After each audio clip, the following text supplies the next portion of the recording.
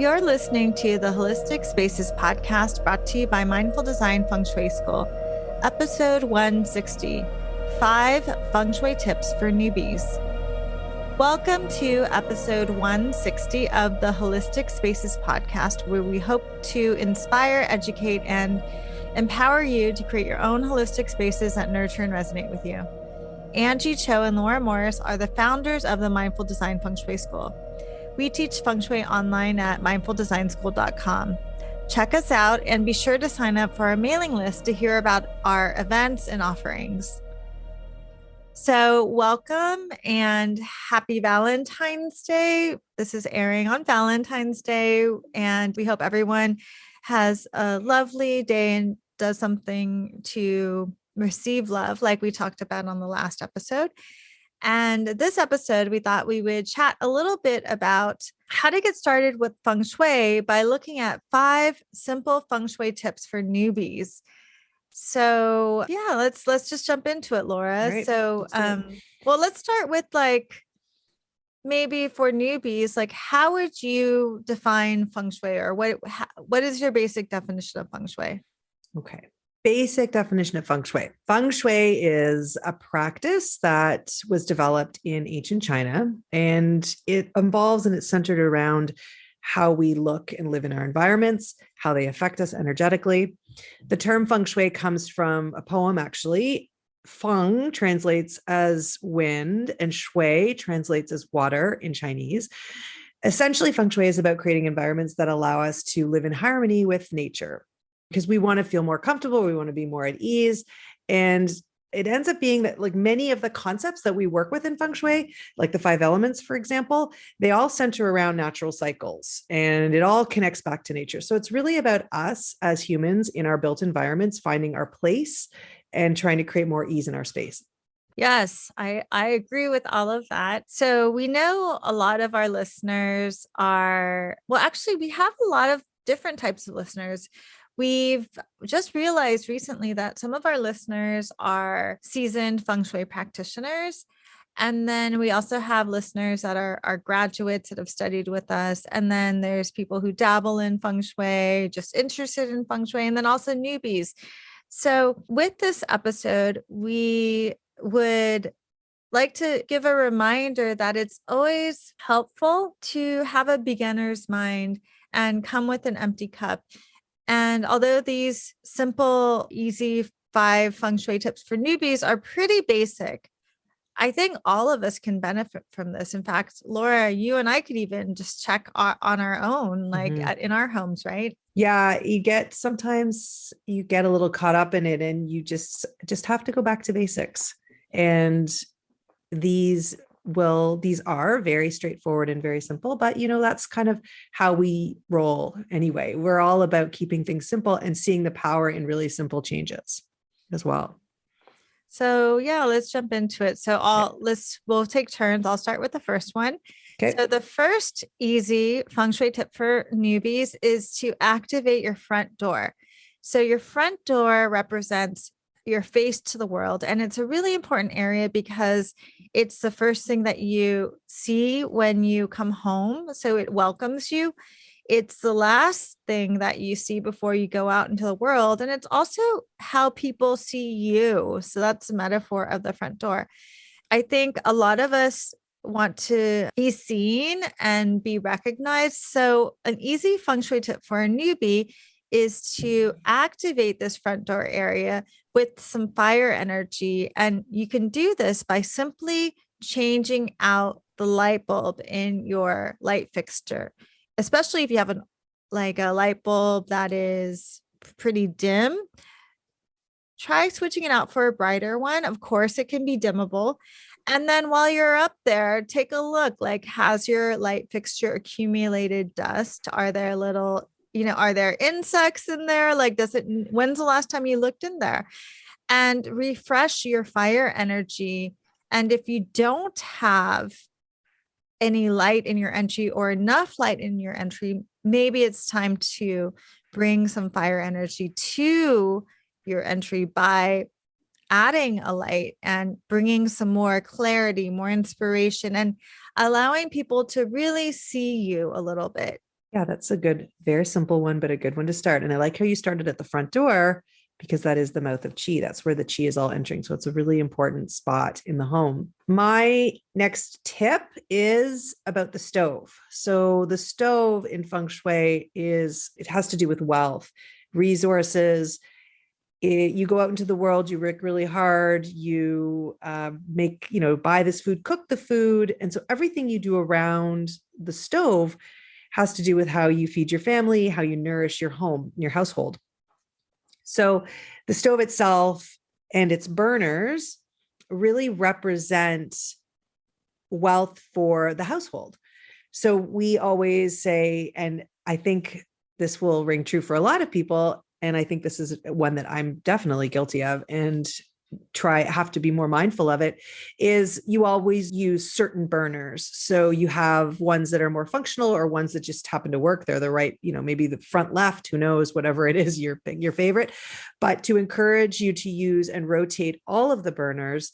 And at the very least, if you're not going to actively use it when you're cooking, maybe just turning them on, letting them heat up for a couple of minutes and then turning them all off. So really what that'll do is it'll really fire up the fire chi, that it'll get that energy moving. And while you're doing it, you can set the intention to activate your wealth of your household. So because you're really focusing on the stove. Yes, that's definitely a must. Yeah, I can think of my favorite burner is the front right. So I do intentionally try to shift it up and not go to the same one all the time. I like to say that, with many things in our lives, we kind of default to the comfortable kind of mindless activity of just going straight for what is convenient and what we're used to. And by changing this programming, you can start to reprogram how you see the world. Instead of only seeing the glass as half full, maybe you'll see it as half empty, or sorry, half empty as half full, or maybe you just see things from a new perspective. So it gives you an opportunity to cultivate this skill and cultivate the muscle of stepping back and seeing life with a new perspective all the time, every morning. It's also important to keep that stove clean and to repair and make sure all the burners are functional. So, the third tip we have as your easy feng shui tip for newbies, or a reminder feng shui tip for anyone, is to try placing a plant in the wealth area of your home. So, there's different areas of your home based on the feng shui bagua map.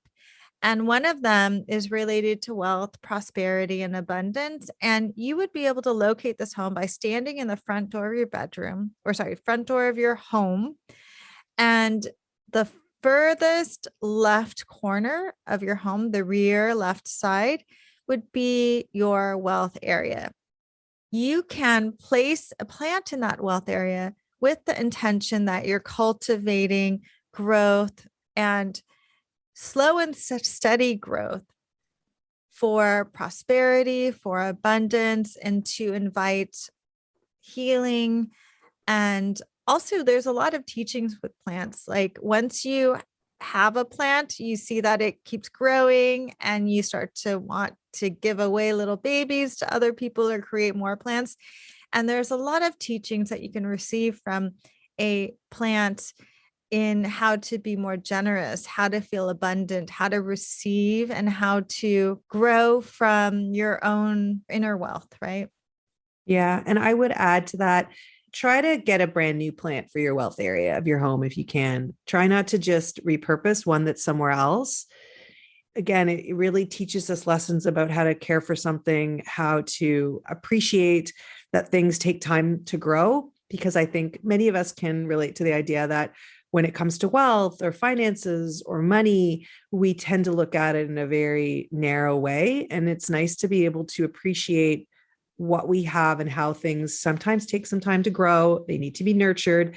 It's not about winning the lottery. So I think the plant becomes a bit of a life lesson, as well as it being a plant, which is the wood element. And we're, putting it in the area of the bagua that is a wood gua. So it's enhancing it. So there's, the feng shui principles behind it, as well as all of those other lessons that the plant can teach us. So tip number 4 is about what is under your bed.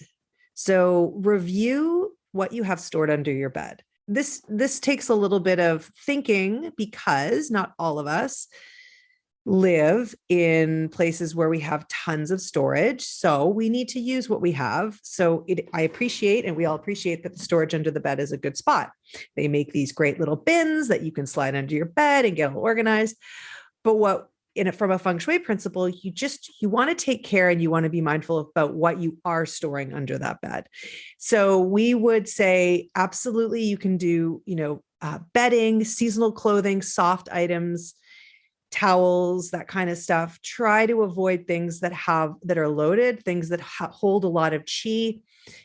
For instance, I have found many things, which I'm sure some of you have heard me talk about, many things under clients' beds and storage that are not particularly productive from an energetic standpoint. Everything from crutches to letters from an ex to, old files and papers that bring back times and things and events into life that were not exactly, good. And they didn't want to remember those. So I think do an audit of what is under your bed, because the chi also has to flow around your bed. Overall, you want to make sure that you don't have heavy things under and around the bed. You want the energy to be able to flow.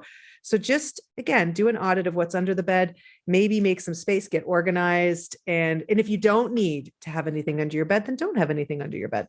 And last but not least, easy feng shui tip for newbie number 5. And this also relates to bed and actually relates to under your bed. So once you've cleaned under your bed and you've opened up that chi or that energy, chi is life force energy in feng shui, you can bring some earth element in to ground and support you, especially while you're sleeping and while you're in bed, because your bed represents you. So in feng shui, we look at the 5 elements. One of them is earth element, and it is about being supported, being grounded, being taken care of by Mother Earth. And how you can bring that in is with a rug. So we would recommend a rectangular or square rug, not a runner, under your bed. And you could even make it more earth by adding an earth element color, meaning like yellow or brown or an earthy tone. But it doesn't have to be earth element. Even the shape of it and the flatness of it bring in earth element, and it grounds and supports you. And then put that under your bed with the intention that you want to be grounded and supported so you can rest and rejuvenate and recharge while you're sleeping, and also have a connection to the earth and really cultivate this energy while you're asleep during the night, during this passive state that you're in. Yeah, that kind of goes right into the storage. So while you're moving stuff or organizing into your bed, and while you're lifting up that bed, you can work with the rug and get it under there to bring you more stability. So good. Yeah. So we hope all of you, regardless of where you are at, but this is especially helpful for a newbie, and we tried to make it super clear and simple and straightforward.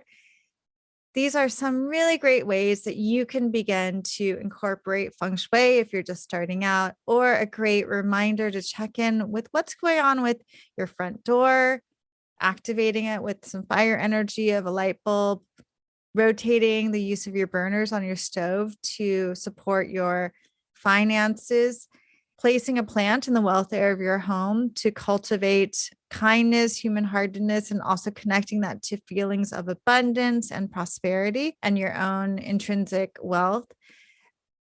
Removing and looking at what's happening under your bed to really see if there's any subconscious blocks, and to clear your chi while you're sleeping, and then to ground your energy while you're sleeping by bringing in a rug to support you with the earth element while you're sleeping. We hope that these are simple tips that you can all implement into your home. And thank you so much. And thanks, Laura. Well, thank you. Yeah. And thank all of you listeners for following us and tuning in to this episode of the Holistic Spaces podcast. You can listen in every Monday for a new podcast episode. If you like our podcast and this episode, you can share it with others, subscribe, you can leave a review. Please support the podcast by checking out our website, mindfuldesignschool.com. We have a Feng Shui certification course and lots of different mini courses, and also a membership that's open periodically for enrollment. If you sign up for our mailing list, you'll be notified when we open it up again. It's called the Holistic Spaces Inner Circle. If you'd like to explore holistic spaces and Feng Shui on an even deeper level, you can visit our website and blog for more information about Feng Shui and holistic living. Thank you so much for listening, and we will see you next week.